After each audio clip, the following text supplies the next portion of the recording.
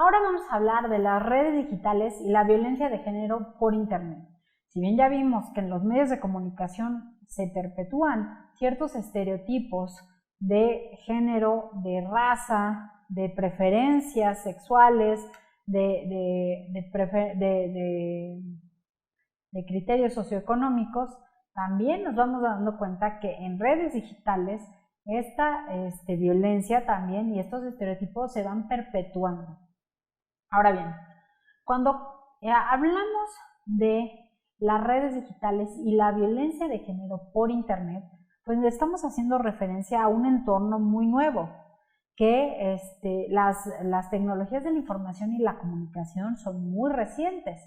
Entonces, cada vez que estamos hablando de esta nueva incursión, pues tenemos que comprender cómo estas redes sociodigitales influyen e intervienen en los procesos electorales.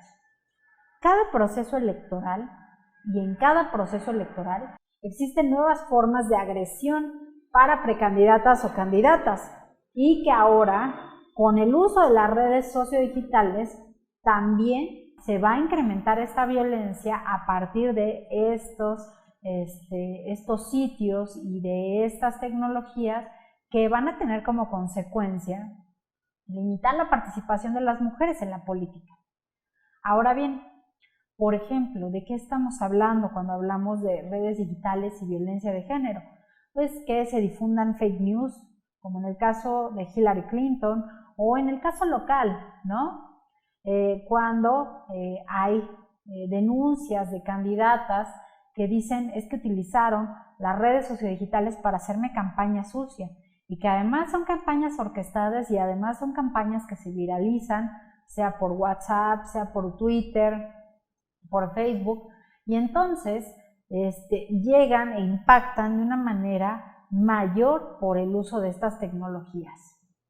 Hay que entender, por ejemplo, de acuerdo con el estudio de violencia política a través de las tecnologías contra las mujeres en México, que para el proceso electoral del 2018 hubo 62 candidatas agredidas. Y dirían, bueno, pero es que se agreden a más hombres.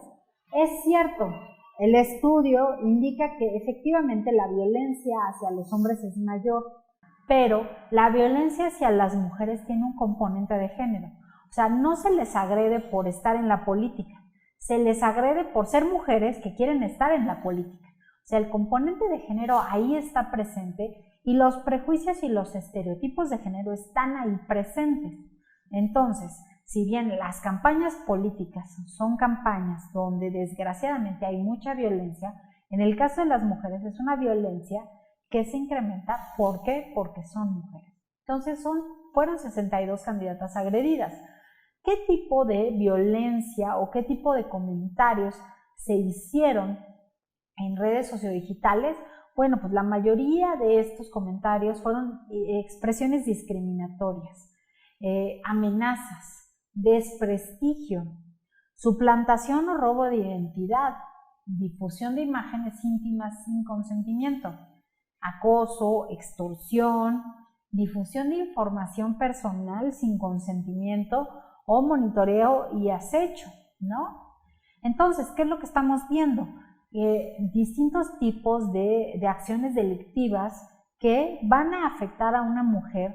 ¿Por qué? Porque una mujer va a decir, no, pues yo no me quiero lanzar a una candidatura porque ya sé que me van a amenazar utilizando el teléfono, mi teléfono, me van a llamar y a partir de ahí me van a amenazar.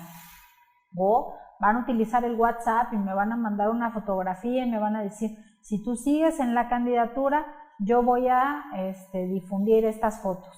De carácter íntimo estamos hablando. O suplantación y robo de identidad. A partir del uso de estas tecnologías, y si uno no tiene el suficiente cuidado, y aún teniendo el suficiente cuidado, hay mucha capacidad de hackers para insertarse en teléfonos inteligentes o en dispositivos como computadoras y suplantar toda la identidad. Y entonces aparecen comentarios de determinada candidata, determinado funcionaria que ya está en funciones, pero no, ella no los está produciendo, ella no los está haciendo alguien que le suplantó la identidad. Entonces nos damos cuenta que el espectro delictivo es muy amplio y que lamentablemente ahora cuando hablamos de violencia digital solo hablamos de un tipo específico de violencia, que es el de la difusión de imágenes, videos o audios íntimos sin consentimiento. Pero hay muchísimas otras actividades delictivas que tendríamos que analizar y que en el caso de violencia política contra las mujeres en razón de género transitan por otras actividades, ¿no? Expresiones discriminatorias de es que eres una mujer y pues obviamente tú no tienes capacidad, o pues es que las mujeres tendrían que estar en la cocina, ese es su lugar. Ese tipo de comentarios son los que se van difundiendo por las redes. O por ejemplo, ¿a poco ustedes creen que una mujer debe de gobernar? Y eso se difunde en redes, se viraliza en redes y tiene un impacto mucho mayor en mujeres que en hombres, porque además en hombres ni siquiera se hacen esos comentarios, ¿no? Entonces, ¿cuáles son las redes digitales? O sea, cuando estamos hablando de redes digitales, la mayor parte de las agresiones provinieron de o se perpetraron a partir de WhatsApp, de Facebook, de Twitter, YouTube e Instagram, es decir, las redes sociodigitales más empleadas. Aunque también se dieron agresiones por llamadas telefónicas, medios y ruedas de prensa, ¿no? Esas son las menores. La mayor parte, como les comento, fue a partir de WhatsApp, Facebook, Twitter y YouTube. Y se utilizan las redes digitales porque en materia electoral no están reguladas. Entonces, no sabemos todavía a quién sancionar. Muchas veces están en carácter anónimo. Esto es, de acuerdo con este estudio que les comento sobre violencia política a través de tecnologías contra las mujeres en México, nos damos cuenta que estas agresiones y estos actos delictivos, bueno, se dan en estas redes sociodigitales y que la mayor parte de los agresores son usuarios de las redes sociales y entonces puede ser cualquiera, no necesariamente es alguien afiliado a un partido político, o sea, puede ser un ciudadano, puede ser una ciudadana, porque la violencia política contra las mujeres por razón de género no la hacen o no solamente la perpetran los hombres, cualquiera puede perpetrarlo. Y entonces, un usuario de redes sociodigitales, ¿no? Que puede ser incluso un anónimo que dice es que tú no sabes gobernar porque tú eres muy mala, o sea, las mujeres no gobiernan, las mujeres no saben, las mujeres no tienen idea, no son líderes, etc. Puede escribirlo y comentarlo en el perfil de esa candidata o de esa mujer que ya está ejerciendo el cargo. Entonces son usuarios que no sabemos si efectivamente existen incluso en la realidad. Pueden ser integrantes, ese es el primer lugar, ¿no? Los agresores en su mayoría son usuarios de redes sociales. Segundo lugar, son integrantes de partidos políticos. Después son medios de comunicación. Después, periodistas o partidos políticos, ya como la institución. En algunos de los casos se ha dado que son miembros del crimen organizado, o sea, bajo el supuesto de que sí son miembros del crimen organizado y que a veces cuando una candidata está haciendo campaña, le mandan una fotografía con una pistola y le dicen, si tú sigues en la campaña, esto es lo que tú vas a encontrar más adelante. Esa es una amenaza y es una amenaza que se va perpetrando a partir del uso de las redes sociodigitales. Entonces, lo que observamos es que en su mayoría son cualquier tipo de usuario de redes sociodigitales que está haciendo uso de estos canales de información, de estas tecnologías que permiten la comunicación y que permiten la confluencia de ideas diferentes, pero entonces ellos haciendo uso de estas tecnologías agreden o discriminan o perpetúan estereotipos de género. Después, los integrantes de partidos políticos. Una de las características de las redes sociales es que se puede utilizar el anonimato. No sabemos quién es o quién es la persona encargada, la que está escribiendo estos mensajes. Y en el anonimato se utiliza para violentar a las candidatas. Entonces, de acuerdo con este estudio, violencia política a través de las tecnologías contra las mujeres en México, se ha detectado que hay 5 puntos que son los más importantes sobre los que se ataca a las precandidatas o candidatas y después a mujeres que están ejerciendo el cargo. El primero de estos puntos es que se hacen juicios de carácter sexual. Entonces, se habla acerca de una candidata, una precandidata, una candidata o una mujer en el cargo, pensando que la violencia política contra las mujeres en razón de género se puede perpetrar desde el proceso, antes de las campañas, en las campañas y después de las campañas, y se dice, oye, tú que eres la amante de tal, ya no me parece lo que estás diciendo. Eso, o sea, ¿por qué estos juicios de carácter sexual? ¿Por qué nosotros hacemos alusiones a que alguien es amante o no amante de otro? Y además, cabe aclarar que esos comentarios se ejercen en su mayoría contra mujeres. Si un hombre es amante de alguien, etcétera, casi no se ve o se revisa o se ha encontrado que eso se dice en las redes. Pero en el caso de las mujeres sí. Entonces, los juicios de carácter sexual es uno de los puntos más importantes. Es que ella está en la candidatura porque es la amante de tal. Es que ella está buscando el cargo porque, bueno, pues en realidad es un favor que le hicieron porque pues ella ya era la novia de, ¿no? O era la amante de. El segundo punto, de acuerdo con este estudio, es la objetualización sexual. Y entonces lo que nosotros hemos encontrado y lo que se ha encontrado a partir de distintos estudios es la objetualización de las candidatas. Y ahí están estas notas periodísticas que dicen las mujeres más guapas de la política, ¿no? El top 10 de las mujeres más guapas de la política. Y salen vestidas y son mujeres jóvenes que se asemejan además mucho a las protagonistas de las telenovelas. O esta mujer es guapa y es diputada. No tendrían por qué decir si es guapa o no. Aquí lo importante son las capacidades en materia política, no lo demás. O el pack de 100 fotos de candidatas, las más buenas en las elecciones. Se difunde información, se difunden fotografías de candidatas, precandidatas, candidatas o mujeres que están en el cargo público. ¿Por qué? Sin su consentimiento. Es una objetualización, o sea, las mujeres son objetos de deseo de los hombres.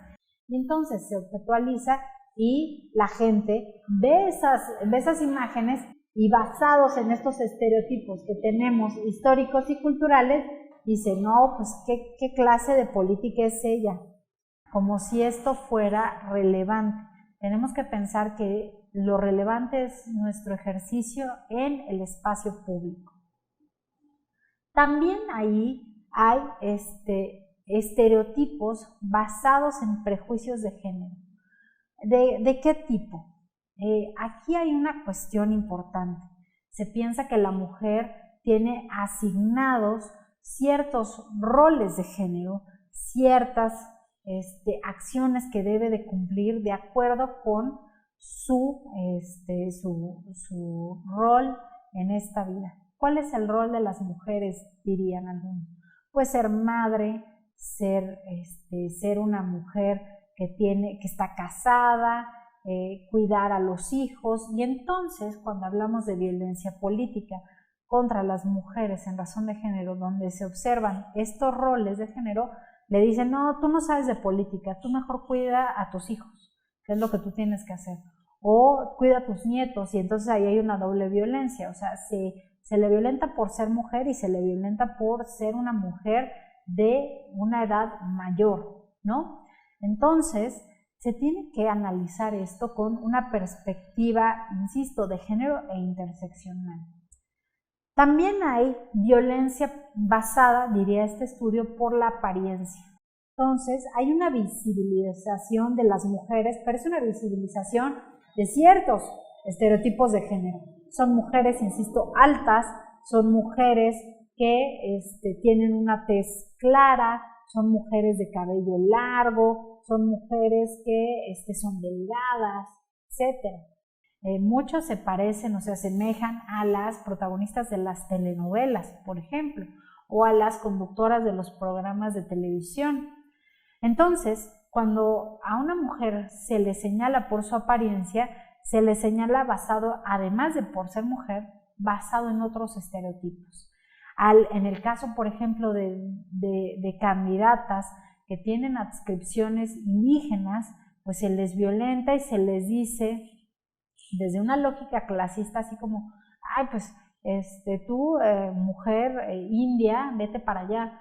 O sea, ahí ya hay una cuestión de, pues es que no eres esta mujer hegemónica que para nosotros es la más adecuada. O, por ejemplo, cuando una mujer tiene sobrepeso, se le hace señalamiento sobre ese sobrepeso, como si tener sobrepeso fuera algo negativo o algo que tendríamos que estar cuestionando en el ámbito político. Si una mujer tiene sobrepeso, si una mujer tiene alguna discapacidad, si una mujer tiene algún tipo de preferencia sexual, no es tema, no debiera ser un tema para el ámbito político. Si nosotros estamos cuestionando y utilizamos las redes sociodigitales para cuestionar sobre las plataformas políticas, es correcto. Lo que pasa y lo que normalmente ocurre en estas redes es que van permeando estos discursos, que son discursos sexistas, discursos machistas, discursos racistas, que van a señalar a estas mujeres porque no se asemejan con esta dinámica o esta lógica hegemónica. Entonces, por un lado, se les objetualiza a las que sí tienen esta fisonomía hegemónica y se les presenta como las más guapas, y a las que no están en esa lógica hegemónica se les violenta porque no se asemejan a esa lógica hegemónica. También otro de los puntos centrales, y por eso vemos cómo los distintos tipos de violencia se van engarzando, se van engranando uno con el otro, es en las redes sociodigitales se ataca a las mujeres, pero no solamente se ataca a ellas, se ataca a sus seres queridos, se ataca a personas cercanas a ellas para que ellas desistan. Ha habido muchos casos de candidatas, precandidatas y candidatas que denuncian que fueron amenazadas, pero no a ellas, sino que iban a matar a su familia y a sus hijos. Esto muchas veces se ha denominado, y todavía estamos en esa discusión, como violencia vicaria. Se va a maltratar a un tercero para hacer daño a esta mujer. Entonces van a maltratar, van a violentar, van a amedrentar a los hijos de las candidatas o precandidatas para que ellas desistan de la política. Entonces, muchas mujeres han denunciado que que les llaman, que les mandan o les envían mensajes de texto o por WhatsApp en donde las amenazan con dañar a sus hijos o a miembros de su familia para que ellas salgan de las contiendas. Entonces, nosotras hemos observado que esto es algo que empieza a recrudecerse. También las redes digitales violentan a partir del uso de este anonimato. Ya no solamente es a la familia o no solamente son actores conocidos, sino que muchas veces son actores anónimos los que, utilizando estas redes, violentan a las candidatas. El crimen organizado amenaza a candidatas que para que se bajen de las contiendas y para que en su lugar quede alguien que les parece más adecuado a sus intereses. Y entonces tenemos que decir que todas estas acciones dañan o tienen un efecto desproporcionado en las mujeres, quienes pues no se quieren involucrar en la política o lo piensan 2 o 3 veces para hacerlo, pues los costos son muy altos para su intimidad o para la objetivación de las que son partes. Insisto, estas esta difusión de imágenes sin consentimiento, esta idea de que las mujeres tienen que ser guapas y tienen que estar siempre bien vestidas, eso tiene un costo importante y muchas mujeres no están dispuestas a pagar ese costo para participar en contiendas políticas. Por eso es que nosotros debemos de tener mucho cuidado y denunciar lo que observamos en las redes sociodigitales, insisto, porque no importa de qué partido sea, cuando se discrimina o se violenta a una mujer contendiente o ya en funciones, se está violentando todo el colectivo, porque al final lo que se está diciendo es, ustedes mujeres no tienen que estar en la política, no tienen que estar en el espacio público. Entonces, los tipos de violencia política que más se observan son expresiones discriminatorias, menosprecio de las capacidades, encasillamiento en roles y mandatos de género, alusiones hacia el cuerpo y la sexualidad, o luego se alteran las fotografías para ponerlas en poses provocadoras, ¿no? Es una sexualización de las candidatas. Expresiones racistas o clasistas, tú India no debieras de estar aquí. Eso es una violencia, insisto, que debemos de analizar con una lógica de género, pero una lógica interseccional. Entonces, tenemos que estar conscientes de que las redes sociodigitales nos permiten acercarnos a un público más grande, pero también permiten o difunden grandes discursos y narrativas que violentan y atentan a las mujeres en el ejercicio de sus cargos o en sus aspiraciones para ejercer el cargo. Como les comenté, nosotros debiéramos de denunciar siempre que observamos esto, sin importar de qué partido, sin importar quién es. ¿Por qué? Porque va contra todo el colectivo de las mujeres y tenemos que ser muy conscientes que esto solamente va perpetrando y perpetuando estas nociones de que las mujeres no tenemos que estar en el espacio público.